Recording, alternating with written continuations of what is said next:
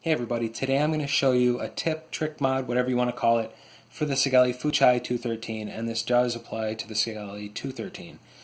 Now, when I first bought it, I noticed an immediate problem, and that was my buttons were super rattly, all of them. They would rattle real bad, and it drove me absolutely insane.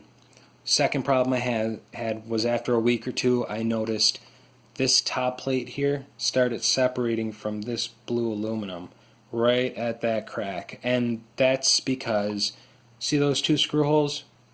They're not like in the middle of this the 510 connection. So when the tank's on there and you bump it or drop it or something, it actually bends. It can bend the metal up and out that way, that way. So I contacted Sigelei and they told me it was my fault, and I literally told them it was your fault for making this horrible design, because there should be another two screws or at least one screw on this side so that kind of torque bending and that crap doesn't happen to stuff like this. And I also yelled at him about the rattling buttons, because I've seen reviews and people said that they didn't have rattling buttons, but mine did. Mine was horrible. Now, I'm going to show you the stuff that you need, and I'm going to walk you through the process of fixing both of those problems, but I can't actually show you, take mine apart and actually show you, because I already did the mod, and once you do this mod, you can never take it apart ever again. It's stuck together forever. There actually is no reason why you should ever have to ever open your mod up ever again after you do this. But I'll show you what you need, and I'll kind of walk you through it. First thing you're going to need is double-sided foam tape. Yes, this is super thin double-sided foam tape. You want the foam kind. You don't want regular tape. It's not going to help you. Next, you're going to need JB Weld. Yes, you can use the original, you can use the old kind, the new kind, the wet kind, the dry kind, the blue kind, the red kind. It doesn't matter. Use JB Weld. Mix it well. Make sure you mix it very well.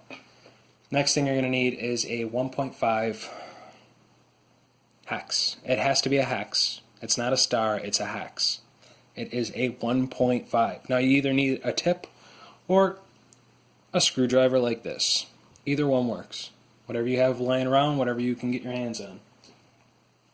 First thing you're going to want to do is take these two screws out. After you take those two screws out, you're going to want to slide this whole piece right here that my thumb and my pointer finger on, right there, slides out of this casing. Okay? After you get that out, just slides right out, no problems. Pretend we're looking at the computer chip itself, the chipset inside.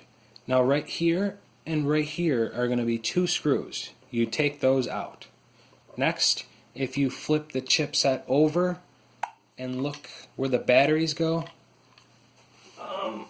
you will be able to see this right in there. That's another screw. That actually took me a second there to find, because when I first took this apart, I didn't know that was there. I was trying to take it apart and I was like, what the hell is holding it? And that is holding it. Once that's apart, just be real careful, because the wires from the chip are still connected to the 510 connection pin. This doesn't necessarily come off very easily, and I don't recommend taking it off. Pull it apart, put your double-sided tape on the buttons, and stick your buttons on the chip itself. Once you got all your buttons positioned the way they're supposed to be, slide the chip back in carefully, set it up in there nice, get it as close as you can. If you can't get it in all the way, that's because the 510 spring actually has like a dip that it sits in, where the mount for the chipset is plastic, and on the top of that there's like a dip. It's like a, I don't know, it looks kind of like that, and it sets into it. The spring, 510 spring, gets bigger on the end and it sets into that. So you're going to want to take something real thin like this and pop the 510 spring over into its slot. After you got that in, you put the screw in the back in first. That'll hold everything in place. Carefully then line everything up, put your two screws in there, start to slide it back together. When you get about half an inch from the top plate to the aluminum here, when you get about a half an inch closed, stop. Mix up your JB Weld, take a toothpick and blob it all over the end right here inside on the other side of this metal plate. Squish it together, you're going to see it ooze out, which is perfectly fine, don't worry about it. You're not going to be able to see it. As you can see on here, you cannot see any JB Weld.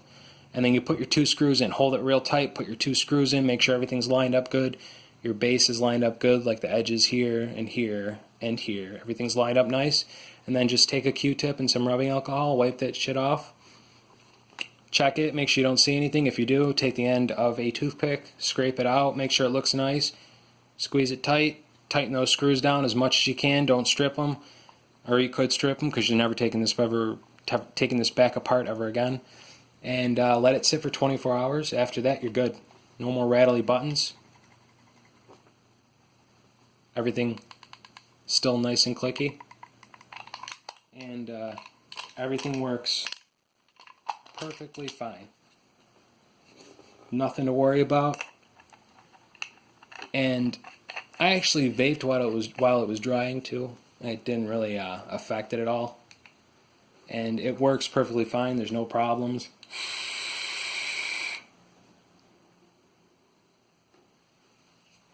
No problems with it at all.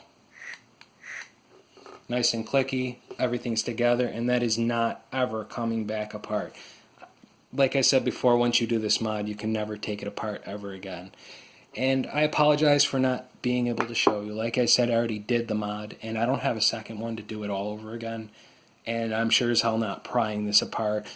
Also, when you have to bend this plate back into place, you're going to want to take a pair of pliers and wrap them in like electrical tape, the teeth. Wrap the teeth in electrical tape so you don't scratch up your aluminum.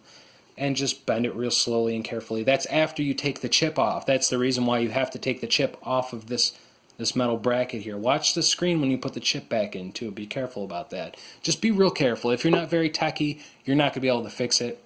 If you could solder and you can mess with electrical boards and stuff like that, if you can work small with your hands, then you'll be able to do this mod perfect. And your Fuchai will be just as good as new. As you can see, I take care of my stuff, and no matter what I have to do to make it perfect, I'll do it. Well, thanks for watching this video. If you have any comments, please leave them down below. I don't have any links for you, so you're shit out of luck. But anyways, if you like this video, there will be more. Maybe not vape videos, maybe vape videos. There will be quadcopter reviews, cool gadgets, small electronics. I do all sorts of stuff. Tips, tricks, reviews, whatever. You guys have any requests? Leave them down below. Don't forget to like and subscribe. Thanks.